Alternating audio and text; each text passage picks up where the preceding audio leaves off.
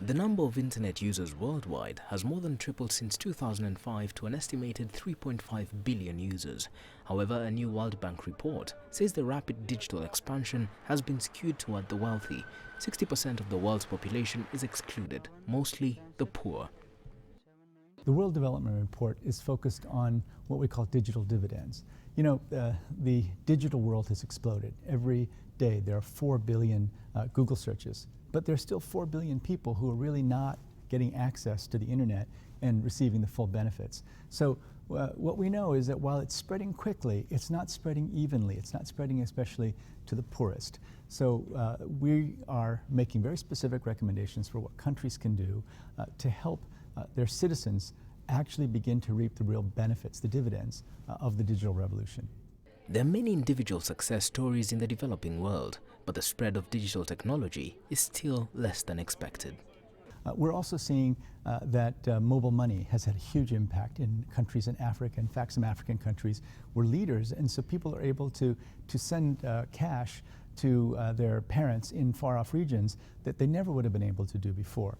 We're seeing things like in healthcare, little SMS messages are helping HIV patients take their medications. So there are many, many benefits already. We think that the way the world economy is changing, unless we get very aggressive in preparing developing countries to make the most out of the digital revolution, we'll never be able to end poverty or to boost shared prosperity. Recently launched in Ghana under the name Vodafone Cash, mobile money transfer service M-Pesa was launched in 2007 by Vodafone for Kenya's Safaricom. It has since expanded to Afghanistan, South Africa, India, and in 2014 to Eastern Europe. M-Pesa allows users to deposit, withdraw, transfer money, and pay for goods and services easily with a mobile device. The World Bank suggests that the fast-rising technological opportunities should lead to investment in basic infrastructure and supporting startups, as well as educating all children. Leslie Marungu, CCTV. And Raman Young now brings us the arguments on the best way to connect the global population on the internet.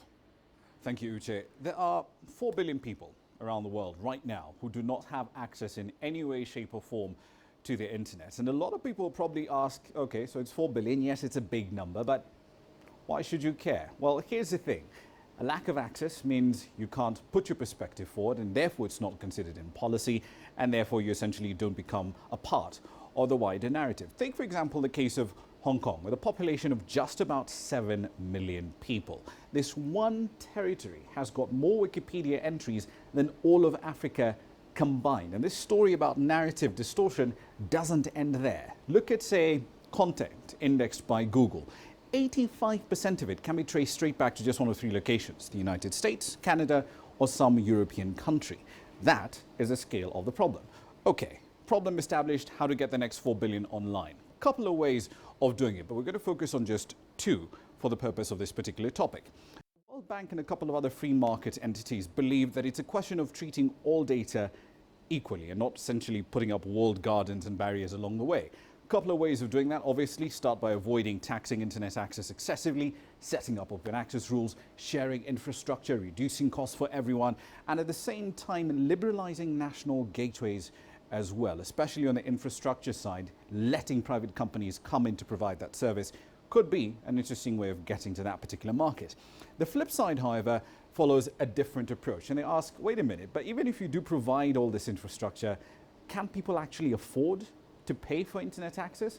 If they can't, give them free access. The problem here with this walled garden approach, of which Mark Zuckerberg is its most famous exponent right now, is this: you're providing free access to a couple of websites, but the person who decides what websites you can access is one company. So who's to say, for example, that Facebook is providing the relevant needs for local markets right across the world? That's a key concern that has emerged. Now, the debate around this walled garden approach is particularly aggressive right now in India. There's a very vigorous debate going on around the questions of net neutrality. The thing is, for you watching at home, though, is simple.